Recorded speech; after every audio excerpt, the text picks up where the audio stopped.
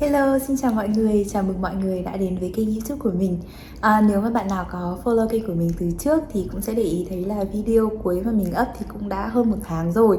Thật sự là thời gian này thì mình khá là bận nên không có thời gian để làm video mới. Tuy nhiên thì hôm nay mình đã quay trở lại rồi đây. Và video ngày hôm nay thì mình sẽ review một em túi rất là nổi tiếng đến từ thương hiệu Louis Vuitton. Đó chính là chiếc túi Speedy. Em túi của mình thì là Speedy Bandolier size 20, chất liệu da Empreinte. Và nếu mà bạn tò mò muốn biết thêm chi tiết về em túi này thì hãy cùng xem tiếp video nhé. Chiếc túi Speedy thì được nhà Louis Vuitton giới thiệu lần đầu tiên vào năm 1930. Cho những ai chưa biết thì thương hiệu này từ ngày ra đời vào năm 1854 cho tới tận thời điểm đó thì được biết đến là một thương hiệu chuyên sản xuất vali cho giới thượng lưu. Và đây chính là chiếc túi handbag đầu tiên mà Louis Vuitton ra mắt. Đây là một cái phiên bản nhỏ hơn của một chiếc túi du lịch kiểu dạng duffel bag rất là nổi tiếng của thương hiệu này, có tên gọi là Kippo. Đây chính là phiên bản mini của nó. Khi mà chiếc túi này được ra đời thì nó có cái tên là Express và sau đó dần dần thì mới được đổi tên thành Speedy. Khác với người chị của nó là chiếc túi Kippo với một cái size rất là to, vốn là một chiếc túi được chuyên dùng để đi du lịch, thì chiếc túi Speedy hay là chiếc túi Express khi mà mới được ra đời thì có cái mục đích là để có thể đem theo sử dụng được hàng ngày. Chính vì thế mà cái size ban đầu, cái size nguyên bản của chiếc túi này là size 30, nghĩa là cái chiều ngang này nó dài 30cm, và sau đó thì họ còn cho ra mắt những size 35 và 40 nữa. Cho đến năm 1965 thì chiếc túi Speedy này thực sự bùng nổ trong giới thời trang khi mà Audrey Hepburn khi ấy là một ngôi sao thì đã nhờ nhà Louis Vuitton thiết kế cho một size túi nhỏ hơn cả size 30 để phù hợp với cái vóc dáng người khá là nhỏ nhắn của bà. Và lúc đó thì size 25 đã ra đời và cho đến tận bây giờ size 25 cũng là một trong những cái size mà rất là được săn đón của chiếc túi Speedy này. Vì là một trong những chiếc túi lâu đời nhất của thương hiệu Louis Vuitton, cũng như là một trong những chiếc túi mà rất là được ưa chuộng trong giới thời trang, thì chiếc túi Speedy có rất là nhiều size cho bạn lựa chọn. Có size nano này, size 20, 25, 30, 35 và 40. Và như mình đã nói thì cái con số của cái size sẽ tương ứng với cái chiều dài của cái phần đáy túi như thế này. Ngoài ra thì chiếc túi Speedy cũng được sản xuất với rất là nhiều những cái chất liệu khác nhau. Chắc hẳn là phải kể đến cái chất liệu coated canvas, nghĩa là chất liệu vải đã qua xử lý rất là nổi bật, rất là đặc trưng của thương hiệu Louis Vuitton, với các cái print như là monogram, damier ebene, damier azur, chất liệu da như là da Empreinte hoặc là da epi.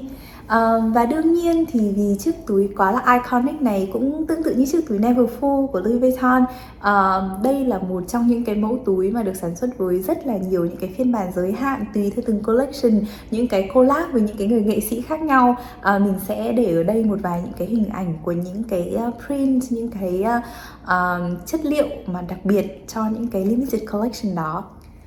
Ok, và bây giờ thì mình sẽ cùng xem đến chi tiết của chiếc túi này nhá. Thì như mình có nói, túi của mình là túi size 20, nghĩa là có cái chiều ngang này là 20cm. Phiên bản Bandolier nghĩa là có dây đeo. Cái phiên bản Speedy Bandolier thì được ra mắt vào năm 2011 và cho đến tận bây giờ vẫn là một trong những cái phiên bản mà rất là được ưa chuộng của cái dòng túi này luôn. Vì cái sự tiện dụng của nó khi là bạn có thể, ngoài cái việc là xách tay này thì còn có thể đeo trên vai hoặc là đeo chéo ở trên người nữa. Túi thì có hai quai đeo ở hai bên như thế này, rất là đơn giản thôi. Khóa zip hai chiều này, có hai cái khóa ở hai bên đó, có thể mở ra từ cả hai bên. Và lòng túi thì túi của mình màu đen nên là cái lòng của nó như là một cái hố đen vũ trụ vậy, nhưng mà nó chỉ là một cái ngăn to như thế này thôi, và có một cái ngăn slip pocket rất là nhỏ ở bên như này.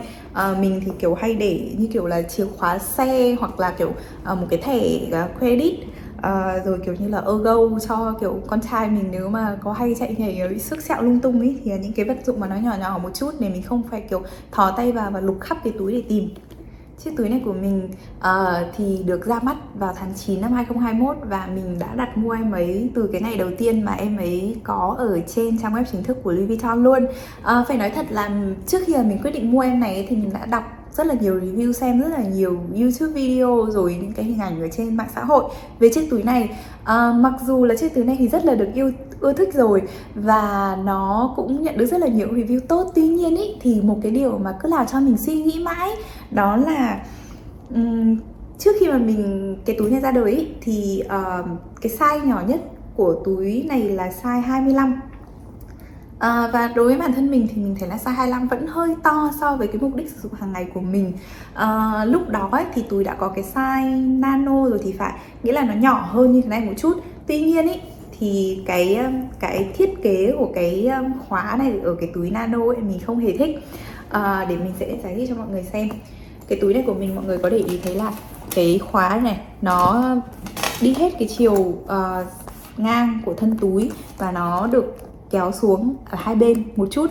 Chính vì thế mà mặc dù là chiếc túi không quá to nhé, nhưng mà cái phần miệng mở được ra ấy, rất là thoải mái và có thể thò tay và lấy đồ thoải mái luôn, không sợ là bị khóa quẹt vào tay, hay là kiểu khóa này quẹt vào đồ làm xước những cái đồ như kiểu small leather goods, như kiểu ví hay là kiểu cái bao đựng chìa khóa của các bạn.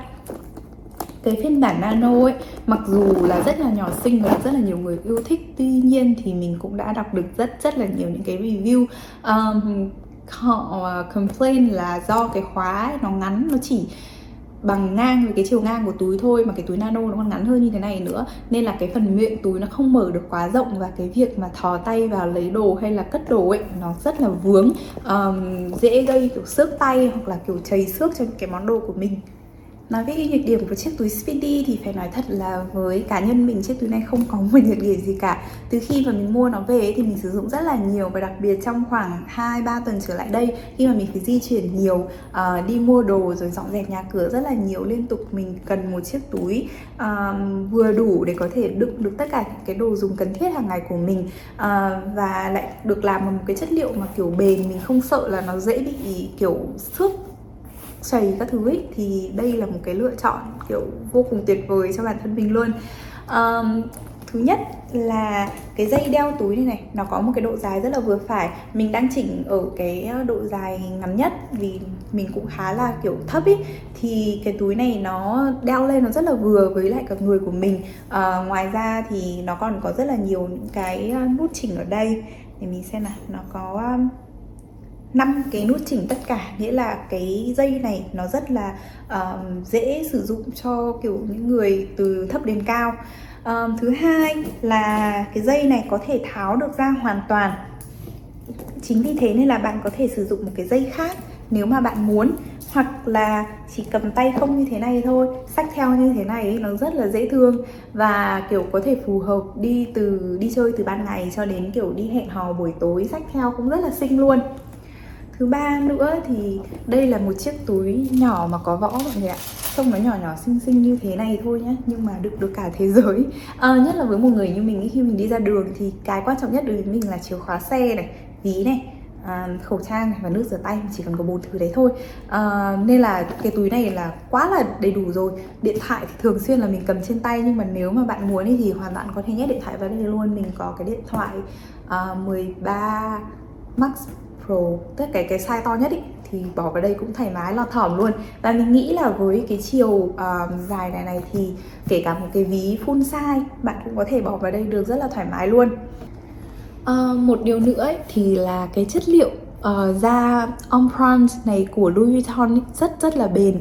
Đây là cái da bê sần, và đây mọi người nhìn này, mình kể cả có hơi cào nhẹ như thế này thì cái da nó cũng sẽ không bị xước. Và chính những cái việc mà cái da nó có những cái vết sần như thế này thì nếu chẳng may mà túi của bạn có hơi bị chảy xước một chút xíu thôi, nhẹ nhàng thôi, thì nó rất là dễ bị giấu đi ấy, nó sẽ không bị lộ ra.